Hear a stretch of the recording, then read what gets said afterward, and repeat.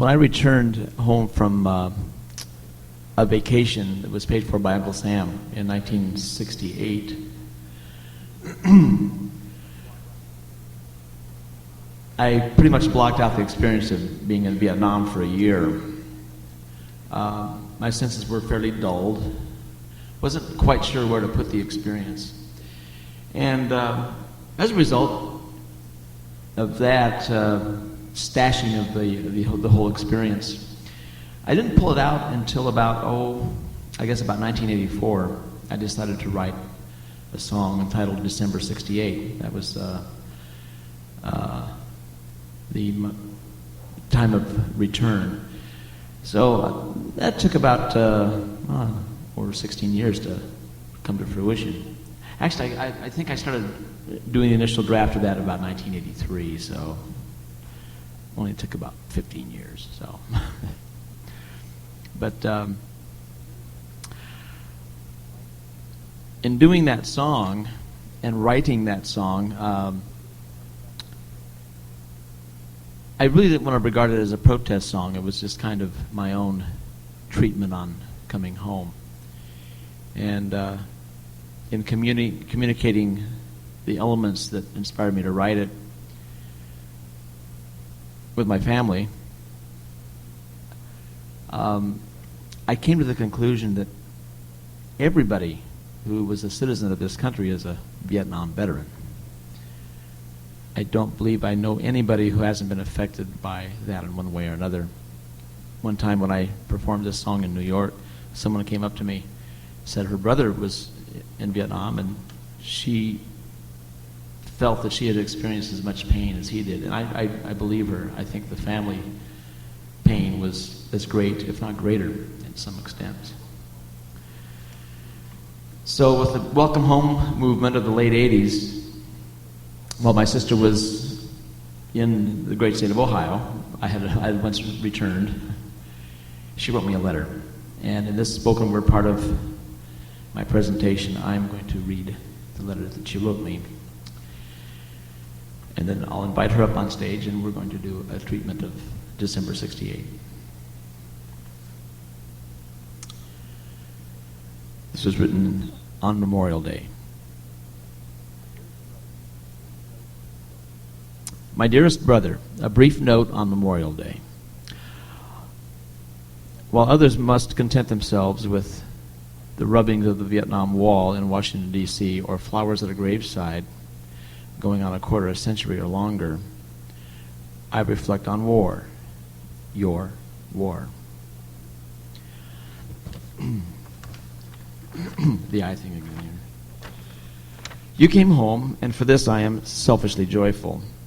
Without you, I would have been paralyzed in the terror of our idiosynchronized roots, alone with no one else to understand my real life. You arrived home from the insanity of war to re-embrace the insanity of our family.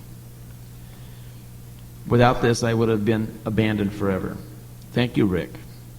I know now, whenever one of us must kneel at a graveside, you at mine, or myself at yours, we were given time, and I should tell you now how precious it is to me. This time we've had since your war, it will keep me one step ahead of the paralyzation. I love you dearly forever. Your sister Lois. When I received that letter, it was a brief but powerful awakening of what my sister and I hadn't said to each other through those times. And I want to thank her for writing that letter. Now I'll invite her up.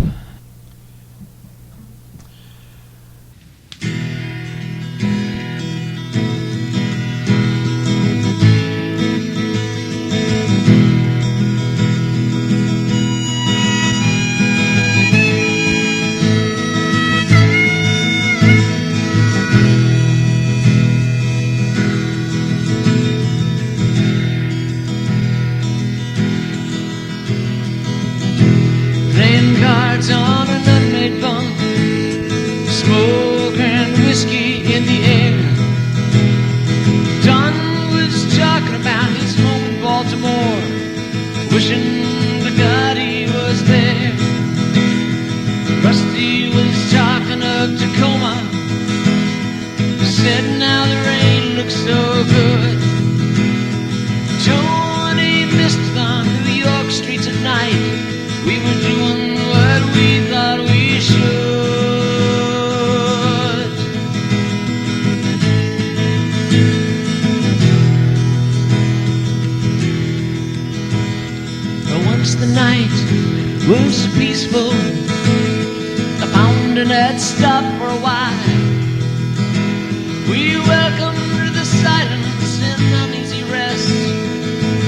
to unlock our own minds.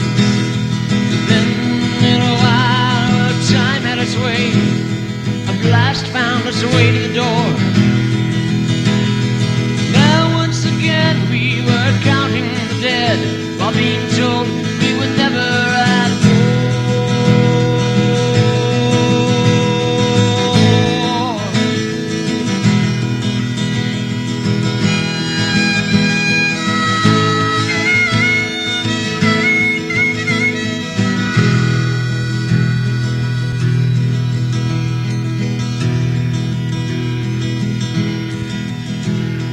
Months passed by slowly, I finally came home. Parents were proud, I suppose, but I never challenged my own confusion. I tried, but I couldn't get close. So I threw out convention in search of some truth. Started a life I hadn't prepared, and when it led me right back to myself, I knew I had answered a dare.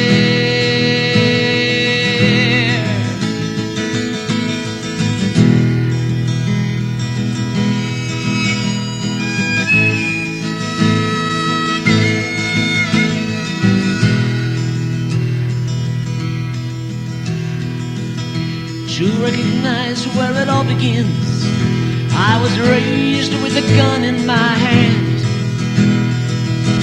At age 7, my first plastic pistol. At 9, with a rifle I stand. Davy Crockett buckskins to a young future soldier. At age 10, what the hell does he know about war? But now just like me, he knows too damn much. We just can't fight anymore. But now just like me, he knows too damn much. We just can't fight anymore.